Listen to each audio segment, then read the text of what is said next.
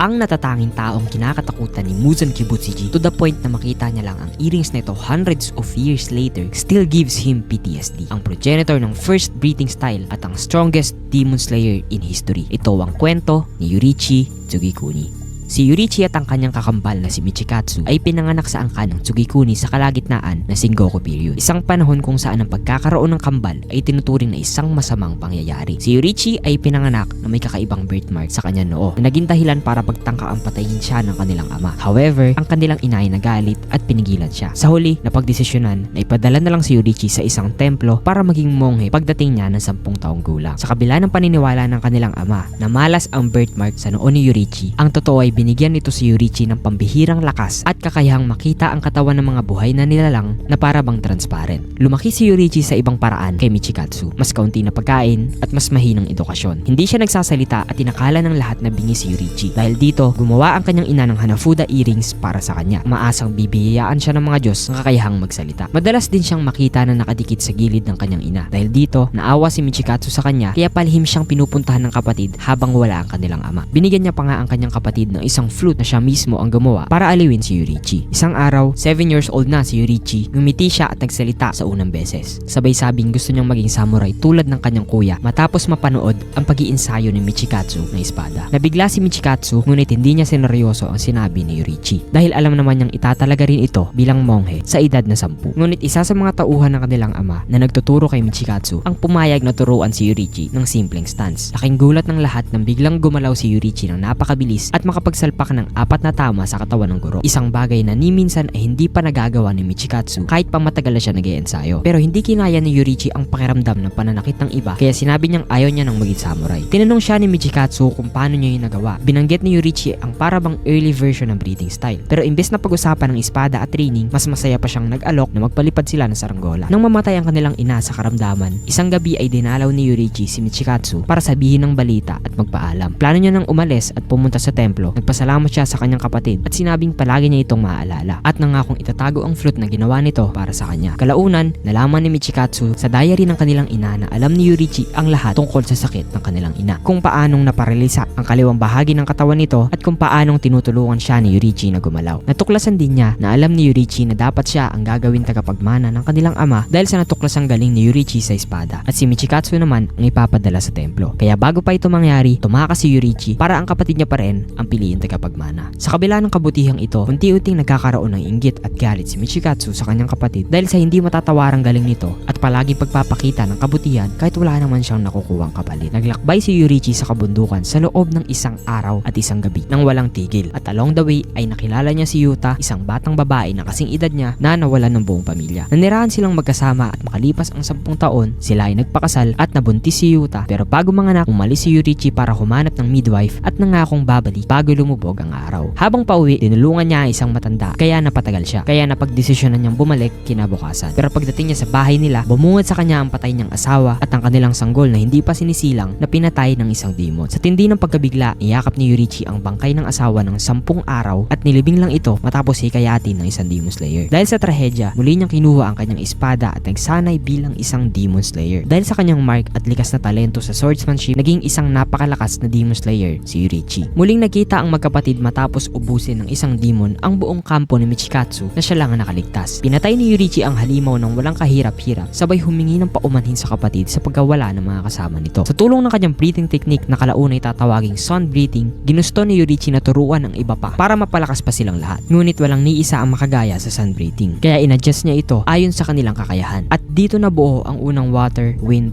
flame, stone at thunder breathing techniques. Ang pinakamahuhusay sa kanila ay tinawag na Hashira. Si Michikatsu ay sinubukan ding matutunan ang sun breathing pero hindi niya ito nakaya. Sa halip, gumawa siya ng sariling version na tinawag niyang moon breathing. Isang araw, nakasalubong ni Yurichi si Muzan Kibutsuji, ang pinagmula ng lahat ng demons at ang mortal na kalaban ng mga demon slayer. Kasama ni Muzan noon si Tamayo. Nang magkita sila, naramdaman agad ni Yurichi ang napakatinding kasamaan ni Muzan. Inihalin tulad niya ito sa isang bulkan na malapit ang sumabog at sisira ng lahat. Doon niya naisip na na baka kaya siya isinilang na may gantong talento upang tapusin si Muzan once and for all. Sinabi ni Muzan na wala na siyang interes sa mga gumagamit ng breathing styles at bigla siyang umatake gamit ang kanyang mahabang braso. Naiwasan ito ni Yorichi ngunit napagtanto niyang sapat na ang isang tama galing kay Muzan para mapatay siya. Gamit ang transparent world, nakita ni Yorichi na si Muzan ay may 7 puso at 5 utak sa katawan. Kaya ginamit niya ang lahat ng sun breathing forms sa isang sabay-sabay na atake at sa isang iglap ay naputo lahat ng vital organs ni Muzan. Hindi makapaniwala si Muzan na hindi nagre-regenerate ang katawan niya habang pinipilit niyang idugtong ang ulo niya. Tinanong siya ni Yorichi kung ano ang halaga ng buhay. Hindi sumagot si Muzan, ngunit nakita ni Yorichi si Tamayo na may pag-asa sa kanyang mga mata habang nakatingin sa katawan ni Muzan. Bago niya ito mapatay ng tuluyan, narinig ni Yorichi ang tunog ng nagkikiskisang mga ngipin ni Muzan at biglang naghiwa-hiwalay ang katawan nito sa 1,800 na maliliit na piraso. At dahil sa pagkabigla, 1,500 lang ang kanyang napatay out of 1,800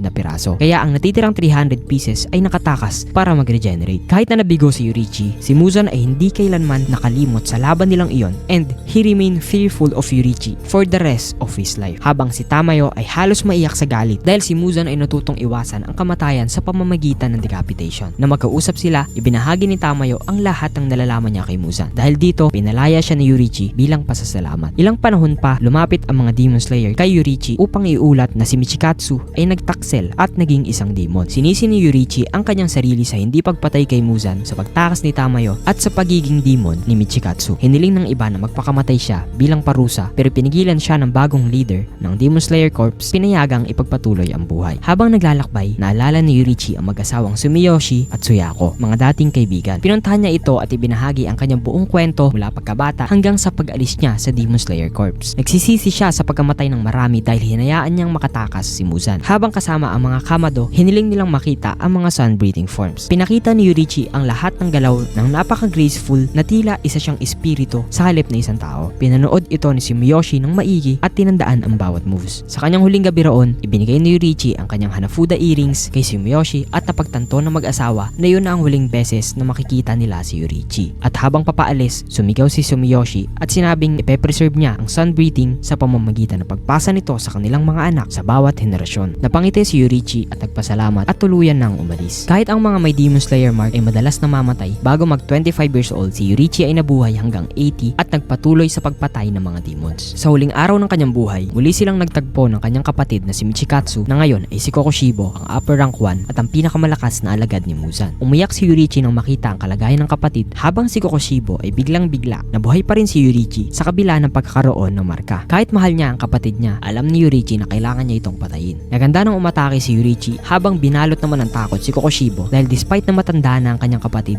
alam niyang nanatili pa rin ang lakas nito. Sinabi ni Yorichi kung kailan siya aatake at sa isang iglap, naputol ang leeg ni Kokushibo bago pa man ito makabunot ng espada. Galit na galit si Kokushibo dahil kahit isa na siyang demon at mas lumakas pa, hindi niya pa rin mapantayan ang kanyang kapatid. Ngunit hindi na nasundan ang atake at si Yorichi ay namatay na pala sa katandaan. Nakatayo at hindi man lang nasugatan. Nagngingit-ngit sa galit si Kokushibo dahil ang tanging patas nilang laban ay tapos na at ang taong muntik nang makapatay sa kanya at kay Muzan ay patay na and remain undefeated forever. Sa galit, hinati niya ang katawan ng kapatid ngunit nakita niya lamang ang lumang flute na binigay niya rito nung sila ay bata pa. Hindi niya kayang sirain ang alaala ng kapatid kaya dinala niya ang hati na flute sa kanya magpakailanman. At yan ang kwento ng creator ng breathing style at ang nag-iisang nilalang na kinatatakutan ni Muzan. Kung nagustuhan mo ang video nito, mag-iwan ka na ng like. Maraming salamat.